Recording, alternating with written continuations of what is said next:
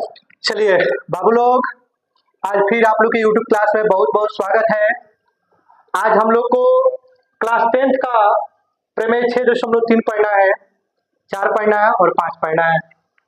ठीक है, उससे पहले मैं कुछ बातों को बता दूं कि तजुर्बा जो है मुझे कुछ ज़्यादा नहीं है। तजुर्बा मुझे कुछ ज़्यादा नहीं है। बड़े लोग छोटी छोटी बातों पे अपनी औकात दिखा देते हैं और छोटे लोग बड़ी बड़ी कामों में आपका साथ निभा देते हैं। तो कभी भी बाबू छोटे लोगों का साथ नहीं छोड़ना है, छोटे लोगों को मिलाकर चलना है। ये छोटे लोग जो है बड़े मौके पर काम आते हैं और बड़े लोग छोटी छोटी बातों पर अपनी औकात दिखा देते हैं।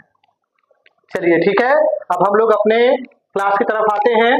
यहाँ पर देखिए बाबू क्या दिया गया है, प्रमेय 6.3। यदि दो त्रिभुजों में दो गो त्रिभुज दिया गया है, संगत कोण बराबर हो, इसका संगत कोण जो है बराबर दिया हो। संगत कोण क्या दिया हो? बराबर दिया हो। उनकी संगत भुजाएं एक ही अनुपात में समानुपाती होती है। इसी चीज को हमको बताना है। इसका ये अनुपात, इसका ये अनुपात, यानी ये वाला भुजा इसके अनुपात में, ये वाला भुजा इसके अनुपात में, ये वाला भुजा इसके अनुपात में होगी, इसलिए त्रिभुज समरूप होगा। जब अनुपात में होगा तो सीधी सी बात है बाबू, यह समरूप होगा। चलिए हम लोग इसको सॉल्यूशन करते हैं।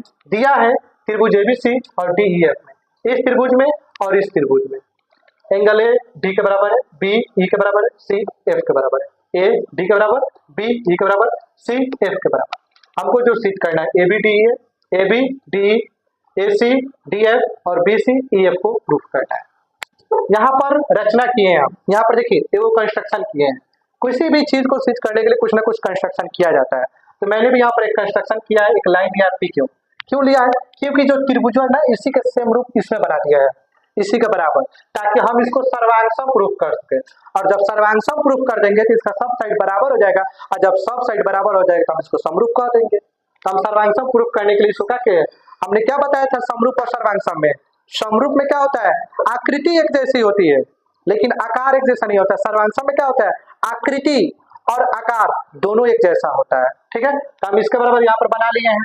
तो देखिए हम क्या किए हैं, ए बी डीईपी के बराबर हो गया। ये जो एपी है अब ये डीपी के बराबर हो गया, और ये हमारा एसी जो है इसके बराबर हो गया। ठीक है, और पीक्यू को क्या किया हम मिला दिए हैं। अब देखिए दोनों एक जैसा दिख रहा है, नीचे वाले को भी छोड़ दीजिए, बस ऊपर वाले को ध्यान रखिए। अब हम काम करेंगे एबीसी में और डीपीक्यू में, एबीसी डीपीक्यू में। इसमें आपका ए बी डीपी के बराबर है, कैसे? रचना से हमने प्रूफ किया। इसके अलावा एंगल ए और डी आपका दिया हुआ है ऑलरेडी यहाँ पे समीकरण में। इसके अलावा एसी और डीक्यू यानी कि ई वाला लाइन ये वाला लाइन आपका रचना से बराबर है। इस प्रकार से एक कॉन्ग्रुएंस हो गया। बोलिए कोई दिक्कत?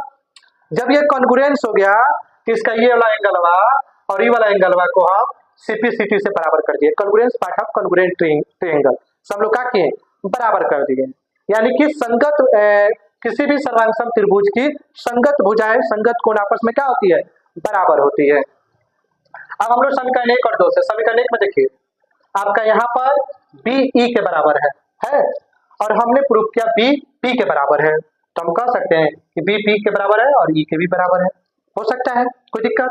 अब आइए यहाँ पे, इसलिए जब ई बी पी के बराबर है और पी ई के बराबर है, आप लोग पढ़े होंगे जब दो गो समांतर रेखा में एक ट्रांसवर्सल लाइन हो तो उसका ये वाला कोण और ये वाला कोण के बराबर होगा, तो हम कह सकते हैं कि ये दोनों लाइन आपस में क्या होता है, समांतर होता है। पढ़े है ना? यहाँ पर देखिए यह संगत कोण आपका बराबर हो जा रहा है, इसलिए हम इसको समांतर बोलते हैं। कोई दिक्कत?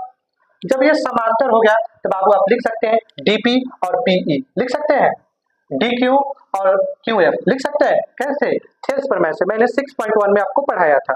ठीक है, जब ये भी बराबर लिखिए तो एक चीज और है, डीपी जो है डीई के भी अनुपात में हो जाएगा और डीक्यू जो है डीएफ के भी अनुपात में हो जाएगा। थेल्स प्रमेय से ये भी आप लोग को पढ़ाया गया है। अब यहाँ पर देखिए डीपी डीक्यू पीई लिख दिया, डीक्यू क्यूएफ के इसके भी बराबर यहाँ पर कर लिए। अब यहाँ पर हमने क्या किया है, डीपी की जगह पे डीपी की जगह पर ए बी लिखा है। क्यों लिखा है बाबू?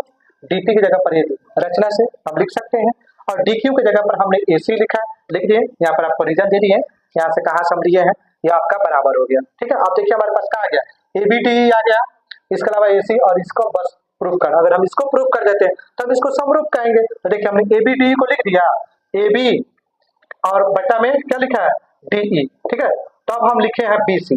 जब ये समांतर हो गया तो ये वाला लाइन, इसके लाइन और ये वाला लाइन इस क्या हो जाएगा, बराबर हो जाएगा। इसी प्रकार से, इसी नियम से अभी बराबर हो जाएगा। जब बराबर हो गया तो देखिए AB के ई बराबर है और AB के ई बराबर है, तीनों आपस में क्या हो जाएगा, बराबर हो जाएगा, समान अनुपात में हो जाएगा। जब समान अनुपात में हो जाएगा तो हम लोग कह सकते हैं कि समरूप है। कैसे है, समरूप है। कौन कौन नियम से, ए समरूपता से। प्रमेय 6.3 को ए समरूपता भी कहा जाता है। बोलिए कोई दिक्कत नहीं ना। अगर कोई भी दिक्कत हो तो कमेंट बॉक्स में कमेंट करके बताइएगा। वीडियो अच्छी लगी हो तो लाइक शेयर सब्सक्राइब कीजिएगा। आप लोगों को समझ में